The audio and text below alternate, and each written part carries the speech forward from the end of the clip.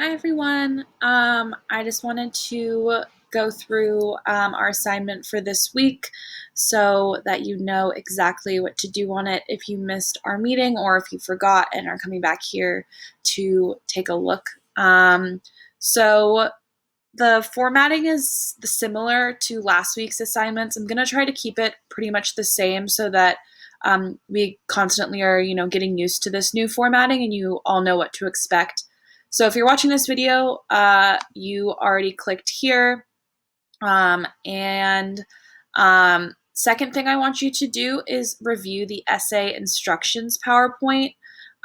This is a PowerPoint that's going to be really useful to you and something that you can constantly go back to or even have up while you're writing your essay. So have, a split screen, be looking at the instructions while you're writing it. In these instructions, there are, let me go to it, make sure that you can see this screen. There we go. So once you go to it, you will see a bunch of different examples and instructions about how to do each step of the essay.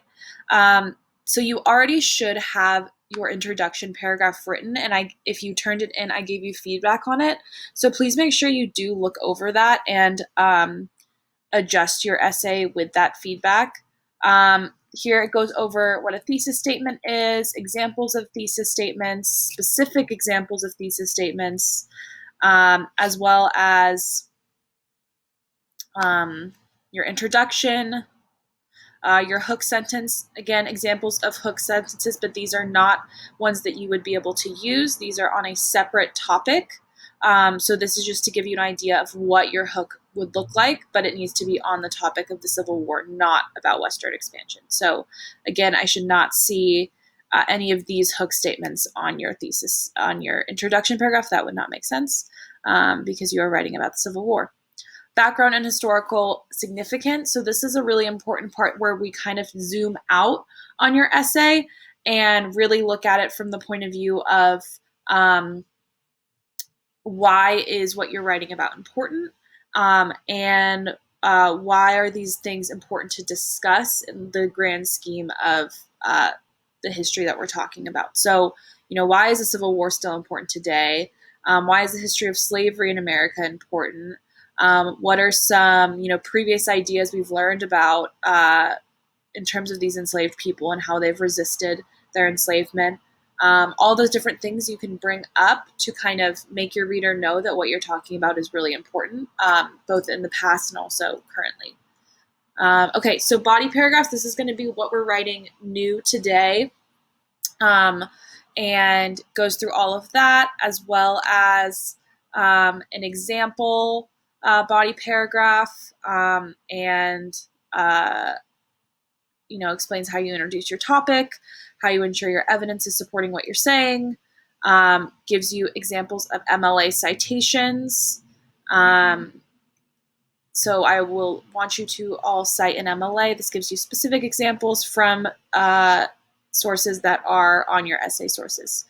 So you can go through this yourself. If you have more questions about this than what I went over here, please sign up for office hours.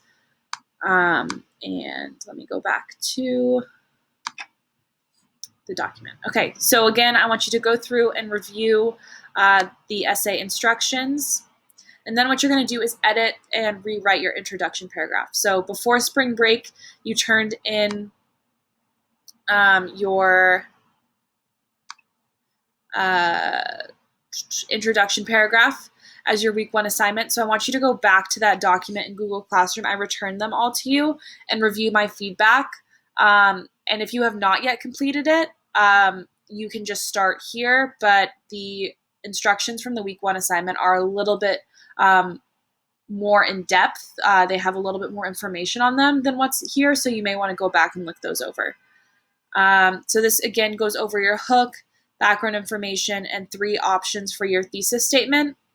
I want to be clear that these are the only 3 options that you can use. You have to use this for your thesis statement. Normally, I would let some of you, if you want, go off on your own and do your own thesis statement, but I really do want you to use this format. So one of these three, depending on what topic you are arguing. And then you may just be copy and pasting here if I said your introduction is all good, or if you already made those changes. Again, I just want you to move it onto this document. Step 4, we're going to be moving on to our body paragraphs. So you are going to identify the evidence that you are going to use to support what your thesis statement is. So I would say this is probably the hardest, most important part of writing an essay, making sure that your evidence is supporting what your argument is saying. So you're going to, again, just copy and paste your thesis statement in here, and then you need to identify your 3 reasons. So I just gave examples. Yours may look totally different.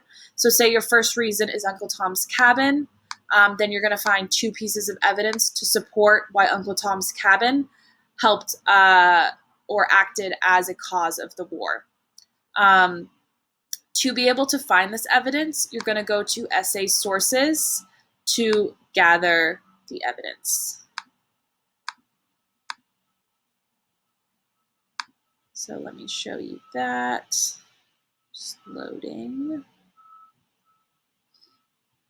So your table of contents, this table of contents actually is linked. So if you click on one of these topics, there should be a link that comes up that will then move you down to that already. So here, see Uncle Tom's Cabin. Then I can go down and it will take me to the sources on Uncle Tom's Cabin. So then I will look through. These are all of the sources that we've looked at for each topic, and you will pull out evidence that's supporting what you are saying about that topic. So remember, once you pick a topic, you have to figure out why that was a cause of the war. Not just that it was a cause, but why was it a cause? And you'll see me explaining that in my example paragraph that I used on Uncle Tom's Cabin, saying that it was a cause because it reached so many people and kind of showed the horrors and violent nature of slavery to people who did not previously know about that, which was something that was really important in getting more people on board for starting this war.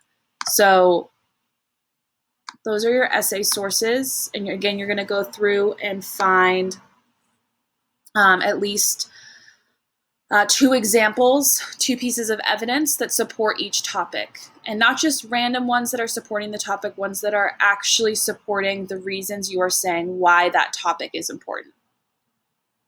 If you need specific help on that part, please sign up for office hours. I'm happy to go through with you and find evidence for your topic. Step 5, you are actually writing your body paragraphs. So again, at this point, if you need help, go to the essay instruction PowerPoint and rewatch this video if you feel lost at this point. And I will put in where I started talking about this. So insert time.